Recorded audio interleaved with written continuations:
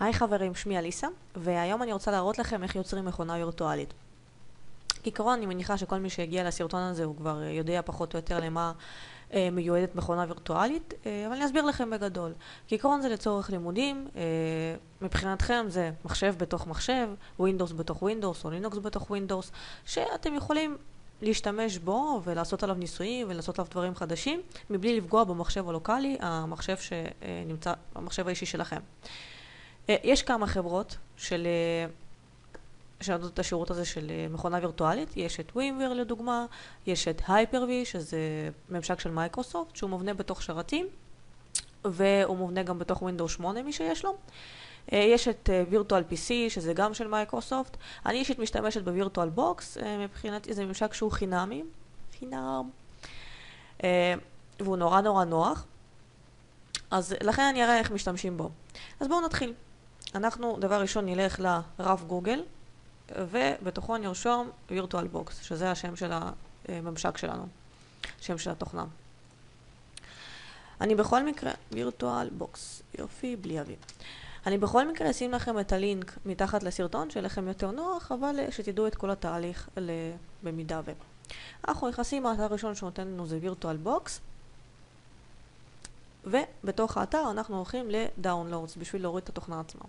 עכשיו תסתכלו, נכון לרגע זה, אנחנו ב-27 לשביעי, אורקל הוציאו גרסה חדשה, 4.3.14, שלצערי היא לא כל כך מוצלחת לבינתיים, עד שכמובן הם יתקנו את הבאגים שיש שם, ולכן היא לא עובדת עם חלק מהמערכות הפעלה, והיא עושה בעיות.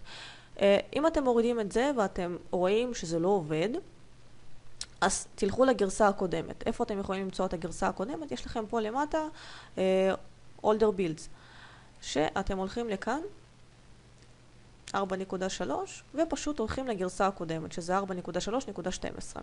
אצלי לצערי 4.3.14 לא עובד בצורה טובה, לכן אני אוריד את הגרסה הקודמת, שזו הגרסה שהשתמשתי בה עד עכשיו. כאן אתם יכולים לראות לפי המערכת הפעלה שיש לכם. אנחנו נלך על Windows 32 או 64 ביט ונבצע הורדה. מה שאני רוצה להסביר לכם, שהמכונה הווירטואלית מבחינתכם זה מחשב רגיל לכל דבר. עזבו את זה שהוא פיזי, שהוא לא פיזי והוא וירטואלי, אבל מבחינתכם זה מחשב רגיל לכל דבר. וזה קובץ. בסופו של דבר זה קובץ שאתם יוצרים בתוך מחשב. מה שאומר שאתם יכולים לקחת את הקובץ הזה ולשים אותו בדיסק און קי או בדיסק קשיח חיצוני ולהעביר אותו למחשב אחר ולעבוד עם המכונה הווירטואלית שבניתם במחשב אחר. תחשבו, מי שלומד או מי שהכין מכונה וירטואלית בבית או בלימודים ורוצה להעביר את זה למחשב אחר, אתם נטו מושכים את הקובץ ויכולים לעבוד מאותה נקודה שעצרתם במחשב אחר. אוקיי, הקובץ ירד לנו. כאן אנחנו נעשה run או אפל, מי שיש לו מערכת הפעלה בעברית. ולאחר מכן מגיע התהליך רגיל של next, next, next. אז פה נעשה next, סבבה, next, כן, תעשה לי shortcut next, next, install. ואז הוא עושה התקנה מאוד מהירה, לא בעייתית בכלל, ממש עניין של 2 שניות. אתם רואים כבר על הדסקטופ יצר לי את הסמל כאן של VirtualBox. מי שבמידה וזה לא יצר לו, כי לא סימנתם, אז תמיד יהיה לכם את זה כאן בסטארט, פרוגרמס, אורקל VirtualBox, הנה הוא, ו-VirtualBox. אוקיי, בואו נלחץ על פיניש, והוא כבר נכנס בפנים. אז מבחינתכם, אני אמחק את זה. אתם תראו את זה ככה. היא פשוט הייתה מכונה וירטואלית מלפני, אז הוא הראה אותה. אתם תראו את זה ככה, רק לגמרי. פה כל זה, ככל שאתם תיצרו יותר מכונות וירטואליות, יותר מחשבים, אז אתם תראו את הרשימה כאן. זאת אומרת, אני יכולה לעשות לעצמי עכשיו מכונה וירטואלית עם לינוקס, מחשב עם לינוקס, עם Windows 7, עם XP, עם 8, ומה שבא לי. וככל שאני ייצור יותר, אז פה המחשבים האלה יתווספו לי. אז בואו ניצור כרגע מכונה וירטואלית לדוגמה. ללכת ל-New, בשביל ליצור מכונה חדשה, ובואו נקרא לה לאלה, בסדר? לאלה 1. זה לא מה שרשום פה, הטייפ והוורשן, Windows XP, זה לא מה שאתם הולכים להתקין, זה מה שיש לכם עכשיו. לא צריך באמת לגעת בזה, תשאירו את זה כמו שזה, רק תנו שם למכונה הווירטואלית שלכם, לאלה 1, שזה השם שאני נתתי. נעשה next, והשלב הבא שאתם רואים כאן זה בעצם ההגדרה של RAM. כמה RAM אתם מוכנים לקצות למכונה וירטואלית שאתם יוצרים. חשוב להבין שהרם הזה הוא דיינמיק, הוא דיינמיקלי, שזה אומר שאם לדוגמה אני מקצה לו כאן כרגע ג'יגה, נגיד, הוא לא באמת יבוא ויקח לג'יגה מהרם. הוא לוקח בהתאם למה שהוא צריך. אם הוא צריך X מגabייט, אז הוא ייקח X מגabייט, הוא לא ייקח לי ישר ג'יגה, כי זה מה שהגדרתי לו. הגדרתי לו ג'יגה, נעשה next, אם אתם רוצים יותר, אתם כמובן יכולים להגדיר יותר. אחר כך גם אפשר להחליף, אם אתם אחר כך תתחרטו ואתם רוצים להקטין או להגדיל, אפשר אחר כך לשנות. נעשה next, ופה אנחנו מגיעים למצב שאנחנו צריכים ליצור דיסק קשיח. שפה יש לכם 3 שלבים. זה בדיוק השלב שבו, אם יש לכם כבר קובץ קיים, שמה זה הקובץ? זה דיסק קשיח. כמו שאמרתי, מבחינתכם זה מחשב לכל דבר. תחשבו שאתם קניתם עכשיו מארז, ובפנים אתם כרגע בונים חלקים. אתם קונים דיסק קשיח, קונים רם, כמובן בהתאם, 2 ג'יגה, 1 ג'יגה, כמה שאתם רוצים. הדיסק קשיח זה קובץ. זה קובץ שאתם יכולים למשוך ולשים אותו במכונה אחרת. לכן, יש לי פה 3 אפשרויות. או לא להוסיף בכלל להארד דיסק, שאולי סתם אני רוצה את זה לצורך הדגמה, ואני אוסיף אחר כך, או whatever. יש לי יצירה של דיסק קשיח חדש, שזה מה שאני אשתמש בו, בגלל שאין לי דיסק קשיח קיים, או הוספה של דיסק קשיח קיים, שפה אתם יכולים ללחוץ על הלחצן הזה פה של התיקייה הקטנה הזאת, ולבחור ללכת, נגיד אם זה על דיסק און קי, אז לחבר את הדיסק און קי, לחפש את הדיסק און קי פה ברשימה, ולמשוך משם את הקובץ שאתם צריכים. לי אין, לכן אני אעשה דיסק קשיח חדש. נעשה create, ופה אתם מגיעים לשלב שיש לכם סיומות. לדוגמה, כמו שיש לכם בתמונה סיומות של GPG, PNG, כל זה עדיין תמונות, פשוט טיפה שונות. PNG זה שקוף, GPG זה ככה, אבל זה עדיין תמונות. פה זה אותו דבר, זה סיומות של דיסקים קשיחים. אז לדוגמה, אם אני אסמן VDI, שזה הברירת מחדל שלי, זה יעבוד רק בממשק של VirtualBox. לדוגמה, אם אני לוקחת את הקובץ אחר כך ומעבירה אותו למחשב אחר, אני חייבת שבמחשב האחר הזה יהיה שם מותקן VirtualBox. לא Hyper-V, לא יודעת Virtual PC, לא Virtual Alisa ולא שום דבר. שיהיה מותקן VirtualBox. עם תוכנה אחרת, זה לא יעבוד. לעומת זאת, אם אתם עושים VHT, אז זה כן יעבוד עם תוכנות אחרות. פשוט תראו לפי מה שאתם צריכים. אני אעשה VDI, זה ה-VirtualBox. ונעשה next. פה שוב אני מגיעה לאפשרות של dynamically או fixed. dynamically זה אומר שאם אני אגדיר הדיסק קשיח שלי, לדוגמה 60 ג'יגה, אז הוא לא ייקח לי ישירות את ה-60 ג'יגה, אלא בהתאם לצורך שלו. אם הוא צריך ג'יגה, הוא ייקח ג'יגה. אם הוא צריך 2, הוא ייקח 2. הוא לא ייקח לי מהדיסק קשיח הפיזי שלי 60 ג'יגה. אם אני אעשה fixed, אז הוא כן ייקח לי את ה-60 ג'יגה, ואני לא יכולה להשתמש בהם. לכן תמיד עדיף לבחור ב-dynamically, אין לנו צורך באמת לעשות fixed. ופה אנחנו מגדירים את הנפח שאנחנו רוצים להקצות לדיסק קשיח. אני אעשה נגיד לדוגמה 66 ג'יגה. פה זה הקובץ, ואיפה שהוא נמצא. אם אתם רוצים לשמוע אותו במקום אחר, אז תשנו. דוגמה, אני יכולה ללחוץ פה התיקייה הקטנה הזאת, ואני יכולה לראות איפה הקובץ שלי יהיה שמור. אז הוא יהיה שמור בסרגי קלשיין, שזה היוזר שלי, VirtualBox וללה 1. והקובץ נקרא lala1.vdi. זה הדיסק קשיח שלי. כמו שאתם קונים דיסק קשיח בחנות, של Western Digital, שחור, ירוק, אדום, לא יודעת מה, של 250 ג'יגה או 500, אז פה זה אותו דבר. זה מבחינתכם, lala1.vdi זה דיסק קשיח שקניתם, שיצרתם. אוקיי, אז אני עושה לו create, תיצור, ויש לי מכונה וירטואלית. נורא קל, נורא פשוט. אבל מה חסר לי פה כרגע? חסר לי מערכת הפעלה. כמו שאתם תקנו עכשיו לחנות, תקנו מארז עם כל החלקי חומרה בפנים, ותנסו להפעיל את המחשב. אם אין על הדיסק קשיח מערכת הפעלה שהיא מותקנת, הוא לא יעלה. פה זה אותו דבר. אם אני אנסה עכשיו להפעיל את המכונה, בואו נפעיל אותה לדוגמה. אתם רואים?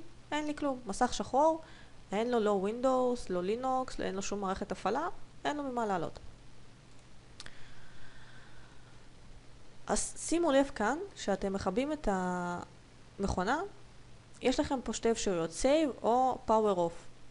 אז אם אתם עושים Save, זה הוא נשמר באותו המצב, ואז אם אתם רוצים לגשת לחלקי חומרה של המחשב הווירטואלי, לרם, לדיסק קשיח, לבוט מניו, הוא לא ייתן לכם, הוא פשוט יצבע לכם באפור. לכן תמיד חשוב לכבות את המכונה, power off, כמו שלכבות את המחשב. אם אתם רוצים לחטט בחלקים של החומרה או לשנות דברים, אז אתם צריכים לכבות את המחשב הפיזי, נכון? אז גם באותו דבר. בסדר, למרות שיש כאלה שמחטטים גם לא בלי לכבות את המחשב, חושבים לזה מערכת חשמל, אבל בסדר. עושים power off ומכבים. אז מה אני צריכה כרגע בשביל להתקין Windows? בשביל להתקין Windows אתם צריכים קובץ התקנה. איפה אתם לוקחים קובץ התקנה? והרבה אנשים מתקיים בזה כי הם לא יודעים איפה לקחת את הקובץ. אתם יכולים לראות אותו במייקרוסופט, כמובן שזה הכל חוקי, יכולים לקחת, אם יש לכם קובץ בדיסק, ב-USB, יכולים להוריד מטורנטים, לדוגמה, שוב אני מראה לכם את האתר, יש לכם אתר The Pirate Bay, לדוגמה, שהקובץ הוא בעצם קובץ עם סיומת ISO, או שכמו שישראלים אומרים, ISO. זה Windows 7, לדוגמה, בא לי להתקין כרגע Windows 7, נקודה ISO, שזה הסטנדרט, זה הסטנדרט של התקנה, זה הקובץ התקנה של Windows. אז אם אני רוצה למצוא אותו כאן, אז נרשום Windows 7, והוא כבר לבד ייתן לי קבצי ISO. אתם רוצים, אתם יכולים גם להוסיף ISO. זו הסיומת שצריכה להיות, ISO. אתם רואים, יש פה Windows 7, Service Pack ISO. בקיצור, זה קובץ ISO, מה שצריך להיות. כמו שיש לכם סיומת XC וכל זה, צריכה להיות סיומת ISO. אז לי יש בדיסק אונקי שלי קובץ ISO, לכן אני אשתמש בו. ולאן אתם שמים את הקובץ התקנה? אם זה מחשב פיזי רגיל, אז אתם משתמשים מן הסתם בדיסק. פה זה שוב, זה לא שונה. אתם הולכים לחומרה של המחשב ומשתמשים בדיסק. אני תכף אראה לכם. כשאתם לוחצים קליק ימני על המכונה, יש לכם settings, אפשרויות. אם אתם הולכים לאפשרויות, אתם רואים, זה כל החלקי חומרה של המחשב הווירטואלי שלכם. יש לכם פה את הסטורג' שזה הדיסק קשיח שלי, זוכרים? ל1.VDI. זה הדיסק שאני יכולה לשים בו דיסקים, שהדיסקים זה קבצים. יש לי USB, Network, שזה הכרטיס רשת שלי שאני יכולה להחליף. במידה ולא עובד לי האינטרנט, וזה קורה במכונות וירטואליות, אז אני יכולה להחליף. אם אתם רוצים להגדיל רם, אז זה גם נמצא פה. אתם רואים? הבוט מניו. זאת אומרת, זה כל החלקי חומרה שלכם. אז אם אני רוצה כרגע להתקין Windows 7, אני הולכת לדיסק, כמו מחשב רגיל, לסטורג', לדיסק, וכאן יש לכם את הסימן הקטנצ'יק הזה של דיסק, עושים choose, ומחפשים איפה נמצא הקובץ ISO. אצלי הוא נמצא בדיסק שלי, שזה כונני, זה הדיסק אונקי שלי, עשיתי שם תיקייה בשם ISO, וזה הקובץ. אתם רואים Windows 7 Ultimate.ISO, image file. אני אעשה לו open, והדיסק, במקום שהוא יהיה empty, כמו שהוא היה לפני כן, הוא פתאום נהיה מלא, כאילו שמתי בו דיסק. אני עושה לו OK. וכמו במחשב הפיזי הרגיל, תמיד תשוו את זה למחשב הפיזי הרגיל כדי לא להתבלבל. שמתם דיסק, מה אתם עושים? מה הפעולה הבאה שאתם עושים? מדליקים את המחשב, נכון? אז גם פה אותו דבר. הלכתי לסטורג', שמתי דיסק, וכרגע אני צריכה להדליק את המחשב בשביל לעשות את ההתקנה של Windows. אני אדליק את המחשב. והנה אתם רואים, כבר התחילה ההתקנה של Windows. אז נורא פשוט. בהתקנה של Windows אתם עושים תהליכים רגילים של next, next, next. אין שום דבר קשה. טוב, אתם יודעים מה, אני אראה לכם בכל מקרה. ככה זה כבר כאן.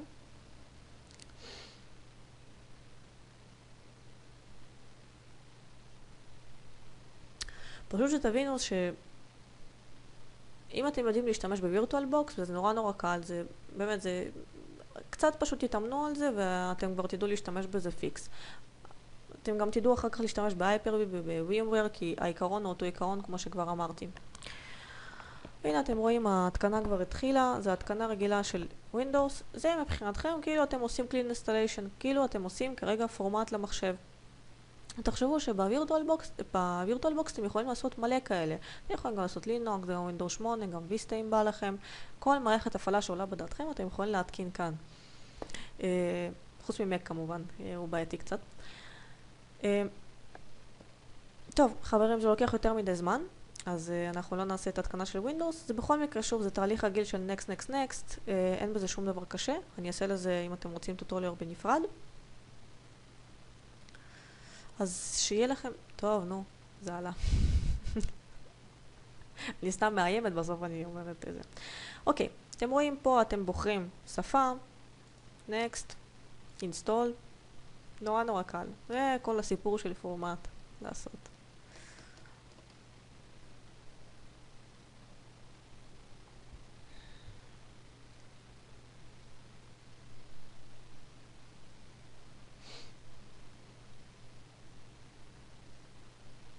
אחר כך הוא ייתן לכם לבחור, אצלי פשוט זה פרוץ, אז אפשר להתקין פה 86 או 32 או 64 ביט, אני אעשה נגיד 32 ביט.